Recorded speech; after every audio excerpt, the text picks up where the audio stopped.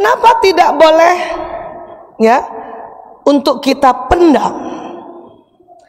Karena setiap kita marah, kesal, jengkel, terus kita begini gaya kita, biarin, skip, biar.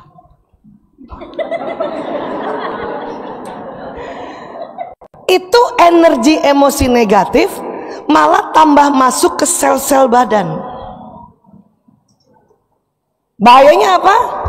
Ibu akan sakit.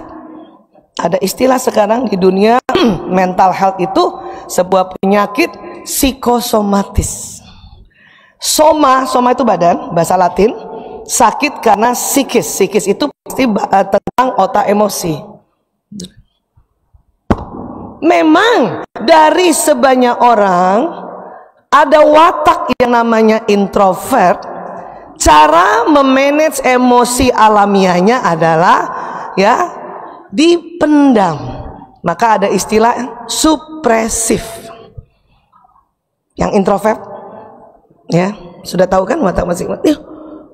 Ibu Vera introvert. Maunya. Tapi ada lagi watak lain ekstrovert. Nah, Bu Vera ekstrovert itu yang watak asli. Kalau introvert itu harapan. Watak orang ekstrovert itu sering manajemen emosi alaminya pada saat dia marah, kesel, jengkel dan apapun, dia bukan supresif tapi ekspresif. Jadi ekspresif dan supresif adalah manajemen emosi alami yang dikarenakan watak. Bu Aisyah, saya kok kadang-kadang pengen di rumah, tapi kadang-kadang pengen di luar. Dari dulu begitu. Itu berarti bukan introvert, bukan ekstrovert. Itu artinya separuh introvert, separuh ekstrovert. Inilah yang terkenal dengan istilah ambivert. Apa Bu? Ambivert. Ya.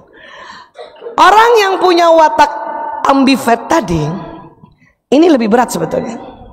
Kenapa? Kadang, ini sebelum belajar ya, sebelum datang ke Rumil ya.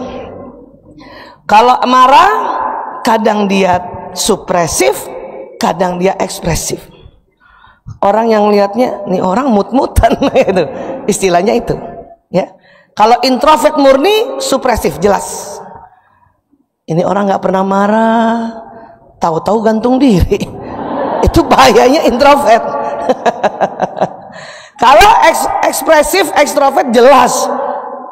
Marah melulu nih orang. Nggak usah diajak.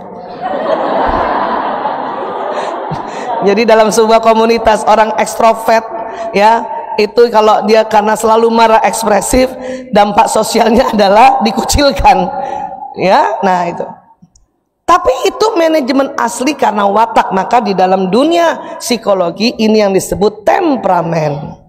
Ya, temperamen itu nggak mesti marah besar, bukan?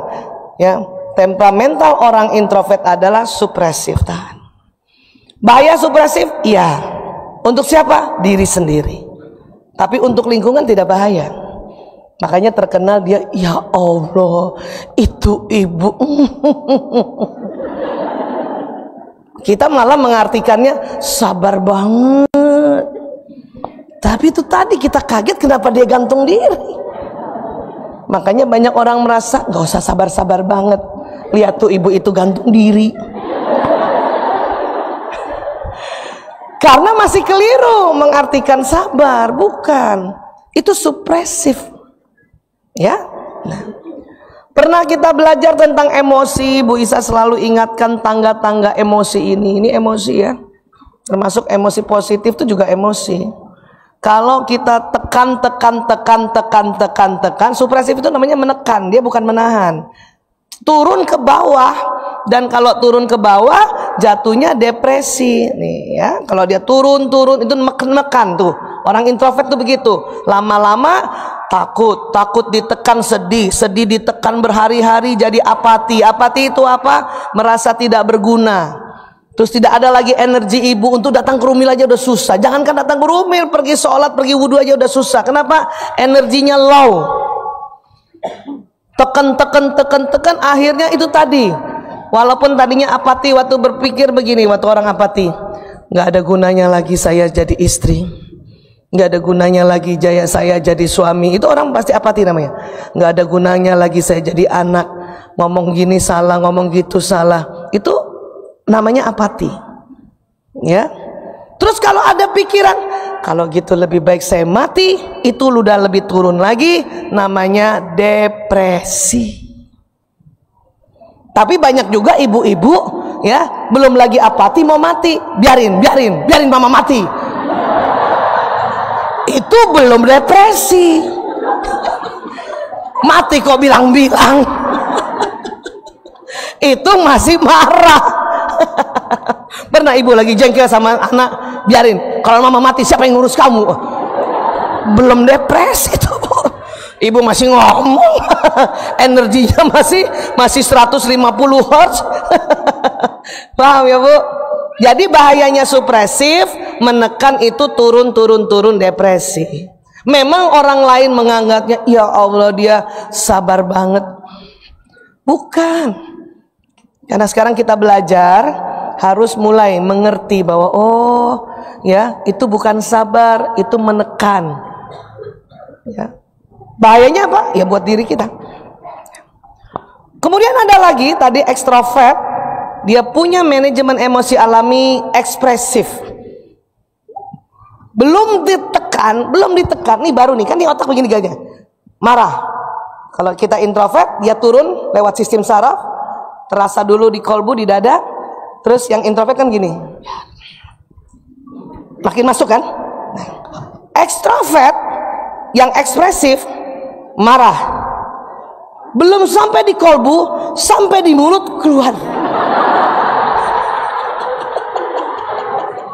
Ini namanya ekspresif.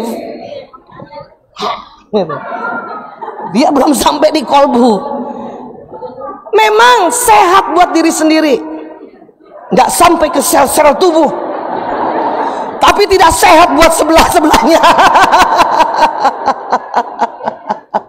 Ya, itu namanya ekspresif yang berwatak, ya, ekstrovert. Ya. Lihat anak bajunya nggak sesuai, jelek gitu, jelek, ganti. Itu ibu ekspresif namanya.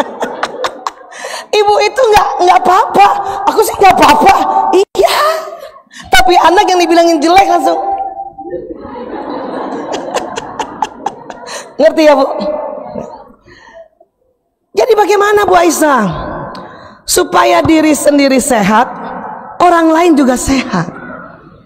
Inilah Allah ajarkan kita yang namanya sabar. Sabar itu menahan. Menahan apa? Supaya tidak menekan dan juga tidak diumbar. Tahannya sampai mana? Cep. Sini dulu. Tahan. Ya. Caranya bagaimana? Tadi sahabat-sahabat yang bercerita sudah tepat. Ya. Tadi misalnya, ya, Ibu Inu, beliau bersyukur dulu, berzikir, ya, kemudian istighfar, diam, tapi diam yang bagaimana? Nah, ini hati-hati diam nih. Ada orang diam supresif, malah menekan. Ada orang diam, dia istighfar. Kelihatan tuh, kalau dia diamnya, nah itu menekan. Tapi kalau diamnya, itu istighfar. Itu teknik-teknik sabar. Ya. Apalagi memang Allah minta pada kita untuk ingat aku, ingat aku, ingat aku, ingat aku, supaya tanpa sadar waktu ingat Allah, emosi kita naik ke atas, naik ke atas, naik ke atas, naik ke atas, naik ke atas, naik ke atas. Itulah sabar. Ya. Jadi sabar memang disuruh ingat Allah, ya Allah, ya Allah, dengan berbagai macam cara nanti.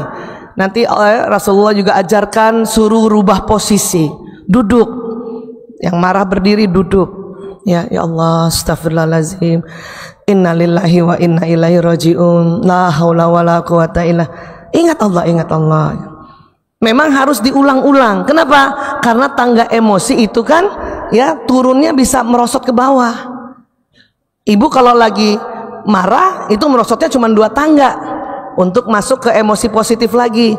Kalau lagi takut lebih turun lagi, lagi apati lebih turun lagi. Makanya zikrullah memang harus diulang-ulang. Paham ya Bu? Supaya naik tiba-tiba. Teknik ini di dalam dunia manajemen emosi sering disebutnya rilis.